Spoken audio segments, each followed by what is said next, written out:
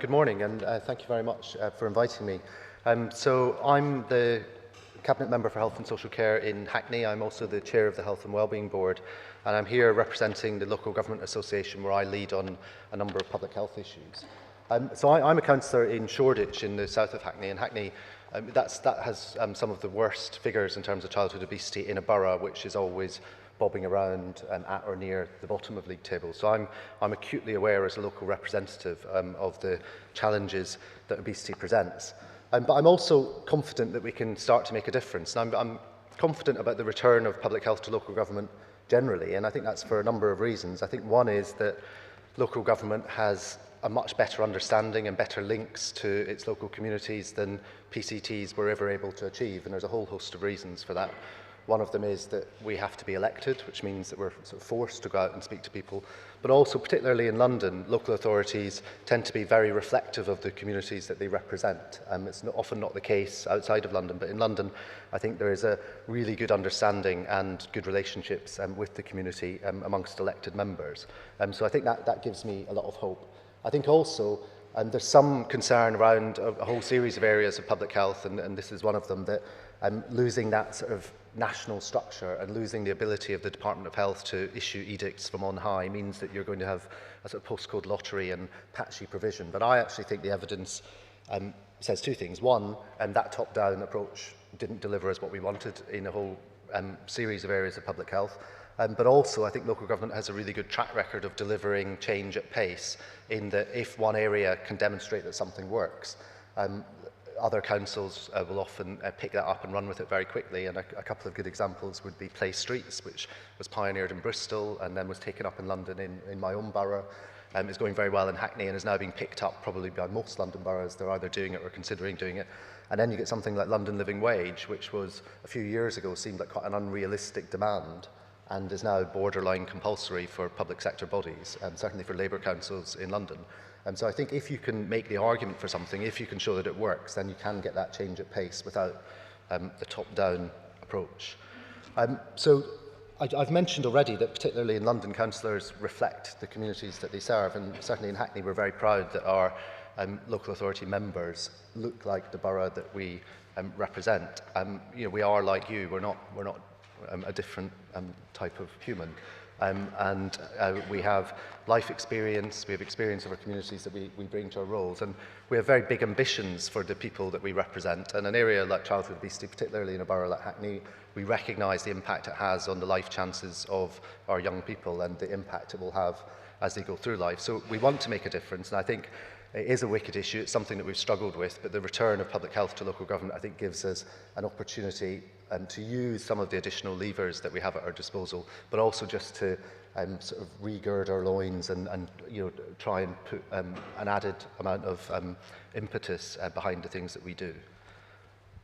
Why are members important to the work that you do? I think that we can champion the programme, and I think that we can champion it not just as a standalone exercise, but as the first part and a key part of our overall approach to tackling healthy weight. And I think in order to be able to do that, local authority members, not just lead members, but all councillors, need to have a really solid understanding of what the programme is. If they don't have young children, they may not be familiar with what is actually involved in the programme, what the programme is, what the figures are, not just in the borough, but more importantly in their very local area, or in schools in their very local area, and what the local authority and health partners are doing in response to the figures that they find.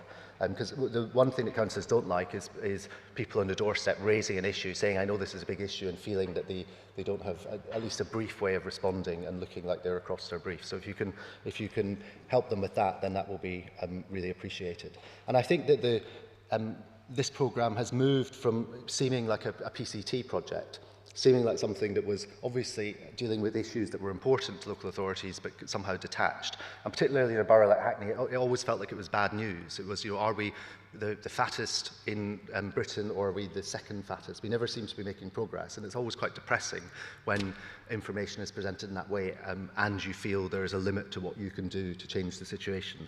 And I think now we feel that it isn't that. It's actually a really vital tool in understanding the scale and the nature of the challenge we face.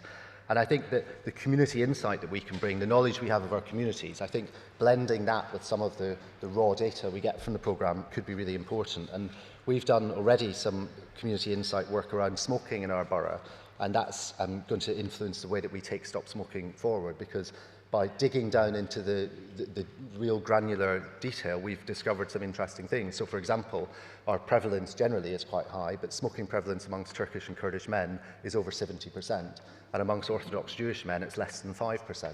And yet, up until now, we have had a fairly blanket approach. And actually, if you want to really get your prevalence down, and if you want to really focus on health inequalities, then you would start to do some very specific things with some of those communities that are most affected. And the same needs to apply to our efforts on childhood obesity. So taking that data, but also combining it with some of the things we know about our communities, so that we can really target the work that we do.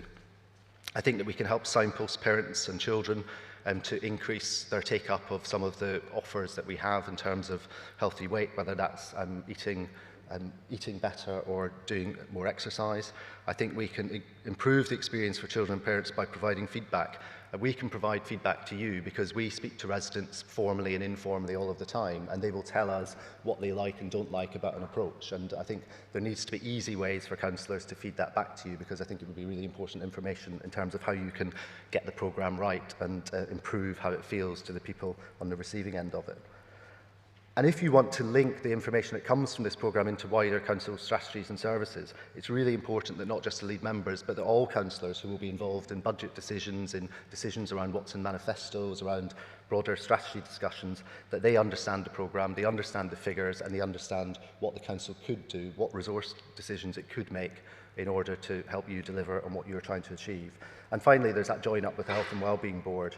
And again, it's really important that there's really broad understanding across the board, and there are a lot of elected members on health and wellbeing boards, and not all of them will have a day-to-day involvement with health or with children's issues. So it's really important that if you want them to make the case for investing in this area, that they have at least a solid understanding of what the issues are.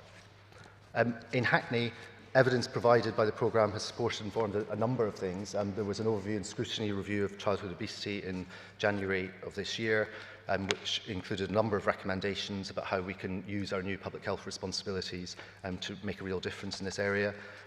The evidence has meant that, perhaps unsurprisingly, that children's health with a focus on obesity is one of our Health and Wellbeing Board's 4 key priorities for 2013 to 15. And in response to that, we've developed a number of initiatives. One of the ones I'm most excited about, because it's in my ward, is a programme called Health Heroes, which has started in one primary school, which we felt had high need, but also was quite reflective of the demographics of the borough. And that's really a whole school intervention doing a whole series of things. And as we've already heard, we're not entirely sure what works in this area, so we've kind of thrown everything at the children in this school, and we will be evaluating it. There's already some quite positive signs, and we're expanding it to a number of other schools. So we're very hopeful about that. And if anyone wants to find out more about Health Heroes, you can drop me an email, and I'll get people to send you the details. We're also looking at the more effective commissioning of treatment services and interventions, and integrating them across wider children's services. So how can we work together? I think, as I've said, I think engage with all councillors, not just lead members. I think the ward members really appreciate very specific information about their area rather than information about the borough as a whole, and that might involve a little bit of extra work, but I think it will pay real dividends if you have champions across the local authority rather than just with lead members. Providing that easy list of local services so that, again, when someone asks them what are you doing about this problem, they can talk about what's happening at a high level strategically, but they can also say, for instance, in your area, you and your children can take advantage of this. Support us when we get local press inquiries, so that, again, we have the figures to hand and we're able to provide a positive story about how we're responding to this challenge.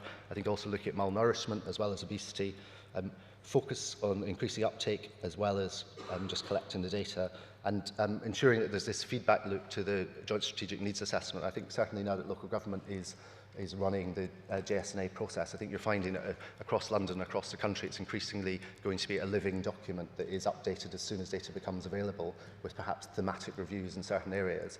And because of that, it's going to be really important that the data we get from this programme is fed into the JSNA as regularly as possible. So that's it. Thank you very much. If anyone's got any questions about how you can support your elected members, then I think there's a panel session a bit later, and I'll be happy to answer them then. Thank you.